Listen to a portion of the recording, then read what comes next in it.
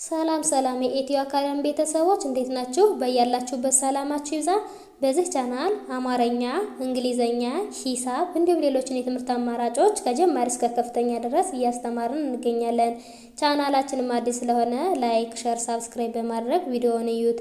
በኦንላይን መማር የምትፈልጉ ልጆች ካላችሁም ታች ላይ ስልክ አለ፣ በሱ ደውላችሁ መማር ስላላችሁ ማለት ነው። ትምህርቱንም የሚሰጡበት አማራጮች በኢሞ፣ በቴሌግራም፣ በዋትስአፕ እንዲሁም በሌሎች የትምህርት አማራጮች በያላችሁበት ቦታ ሆናችሁ መማር ትችላላችሁ ማለት ነው። እንግዲህ በዛሬው ቪዲዮአችን አማርኛ ፊደላትን አጣምሮ ማንበብ የሚል ይዤላችሁ መጥቻለሁ። እሱንም አንድ ባንድ አሳያችኋለሁ። ከኔ ጋር ቆዩ። እንግዲህ እናንተ ይህንን ቪዲዮ እስከመጨረሻው ድረስ በደንብ አድርጋችሁ እዩት። ይህንን ቪዲዮ እስከመጨረሻው በደንብ ካያችሁት በቶሎ ይገባችኋል ማለት ነው። ማንበብ ማይችል ካለን በተሎ ማንበብ ይችላል ማለት ነው። መጻፍ ማይችል ካለን በተሎ መጻፍ ይችላል ማለት ነው። እንግዲህ አማርኛ ፊደላትን አጣምሮ ማንበብ ስንል የትኞቹን ፊደላቶች ነው? እነዚህኞቹን ፊደላቶች አጣምረን እናነባቸዋለን ማለት ነው። እንግዲህ እነዚህን ፊደላቶች በማጣመር ምን አይነት ትርጉም ወይም ደግሞ ምን አይነት ቃላት እንደሚመሰረቱልን እናያለን ማለት ነው። እንግዲህ ከመጀመሪያው እስከ መጨረሻው በደንብ አድርጌ ያሳያችኋለሁ። ተከታተሉኝ። ግ ግ ብ ብ ጽ ጽ እንግዲህ እነዚህ ፊደላቶች ተነጣጥለው ተቀምጠዋል። እንግዲህ እነዚህን በአንድ ላይ አሰባስበን ወይም ደግሞ በአንድ ላይ አጣምረን ስናነባቸው ግብጽ የሚል ቃል መስርተውልናል ማለት ነው። እንግዲህ እዚህ ጋር ግ የገ ቤተሰብ የስድስተኛዋ ናት፣ ብ የበ ቤተሰብ የስድስተኛዋ ናት፣ ጽ የጸ ቤተሰብ የስድስተኛዋ ናት። ስለዚህ በአንድ ላይ ግብጽ የሚል ቃል መስርተውልናል ማለት ነው። እንግዲህ እዚህ ጋር የምታያቸው ምንድን ናቸው? ሁሎችም የስድስተኛ ድምጾች ናቸው ማለት ነው። ወደ ቀጣዩ ስንሄድ ደግሞ ሱ ሱ ዳ ዳ ን ን እነዚህ ፊደላቶች በአንድ ላይ ሲጻፉ ደግሞ ሱዳን የሚል ቃል መስርተውልናል ማለት ነው። እንግዲህ ሱ የሰ ቤተሰብ የሁለተኛዋ ናት፣ ዳ የደ ቤተሰብ የአራተኛዋ ናት፣ ነ የነ ቤተሰብ የስድስተኛዋ ናት። ስለዚህ በአንድ ላይ ሱዳን የሚል ቃል መስርተውልናል ማለት ነው። ወደ ቀጣዩ ስንሄድ ደግሞ አ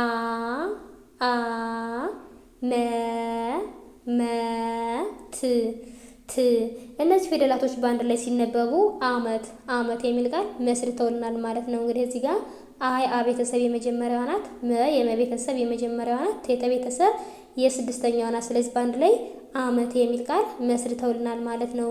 ወደ ቀጣዩ ስንሄድ ደግሞ ጨ ከ ነ እነዚህ ፊደላቶች በአንድ ላይ ሲነበቡ ጨከነ ይላል ማለት ነው። እንግዲህ ጨ የጨ ቤተሰብ የመጀመሪያዋ ናት፣ ከቤተሰብ የመጀመሪያዋ ናት እና የነ ቤተሰብ የመጀመሪያዋ ናት። ሁሎችም የመጀመሪያ ድምጾች ናቸው ማለት ነው። ስለዚህ በአንድ ላይ ጨከነ የሚል ቃል መስርተውልናል ማለት ነው። ወደ ቀጣዩ ስንሄድ ደግሞ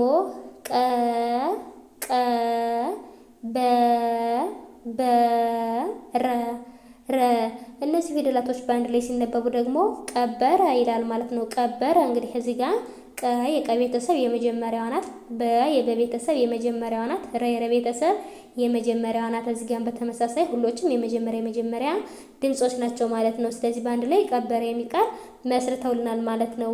ወደ ቀጣዩ ስንሄድ ደግሞ ኪ ዳ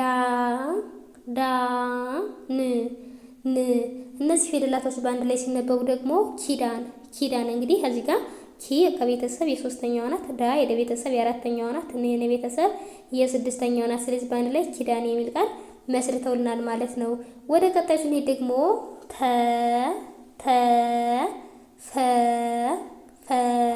ራ እነዚህ ፊደላቶች በአንድ ላይ ሲነበቡ ደግሞ ተፈራ ይላል ማለት ነው። እንግዲህ ተ የተቤተሰብ የመጀመሪያዋ ናት፣ ፈ የተቤተሰብ የመጀመሪያዋ ናት፣ ራ የቤተሰብ የአራተኛዋ ናት። ስለዚህ በአንድ ላይ ተፈራ የሚል ቃል መስርተውልናል ማለት ነው።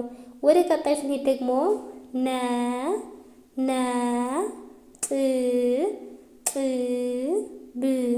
ብ እነዚህ ፊደላቶች በአንድ ላይ ሲጣመሩ ደግሞ ነጥብ ይላል ማለት ነው። እንግዲህ እዚህ ጋር የምታያቸው ነ የነ ቤተሰብ የመጀመሪያዋ ናት፣ የተ ቤተሰብ የስድስተኛዋ ናት፣ በ ቤተሰብ የስድስተኛዋ ናት። ስለዚህ በአንድ ላይ ነጥብ የሚል ቃል መስርተውልናል ማለት ነው።